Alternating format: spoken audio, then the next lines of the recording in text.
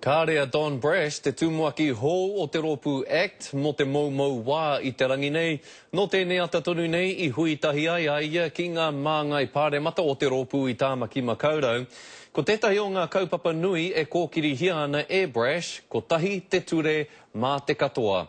Engari e pātai ana a te karere, he aha te tikanga o tērā kōrero, he aha hoki o na pānga mai ki te iwi Māori. Ko tahi rā I muri mai I tana ekenga hei tūmoaki hou o Act, me whakararangi te hepara I ana hipi, ka tika. E rua ngā kaupapa nui a Don Brash mo te kōwhiringa pōti o te motu.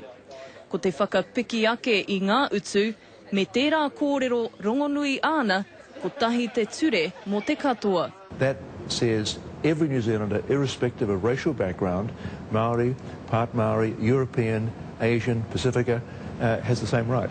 I pā mamai I Pukuriri hoki te iwi Māori ki ana kōrero I te tau 2004 ki Orewa. Aha kua tana whakapono e hara I te kōrero whakaiti. Are you aware of the fact that a lot of Māori were quite offended by that speech? Yes, they were. E rima te kau ōrau o ngā mauhere huri noa I te motu he Māori. He waha nui tō Act mō ngā kaupapa hara whakatika tangata hoki. Nō reira, he aha tā rātou rautaki Māori. Well, I'm not sure that I have the answer to that question. They're clearly very worrying factors, very worrying figures.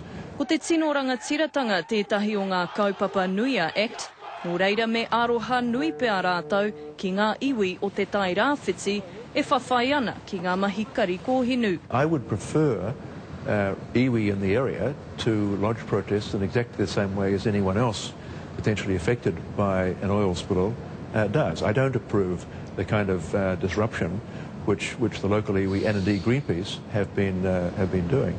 Hei tā hone harawira ko Don Brash tētahi o ngā kaikiri nui rawa o te motu. That is absolute unadulterated crap.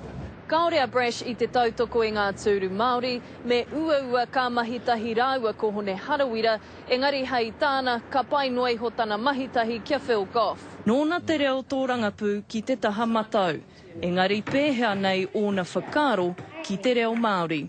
How well do I know it? I don't know it at all. Growing up in Christchurch, I barely knew Maori in my youth, and I don't think any of them spoke Maori, even if they had some Maori blood. Koi rā pēr te wero nui, kei mua I a Don Brash. Jasmine Pearson, Te Karere.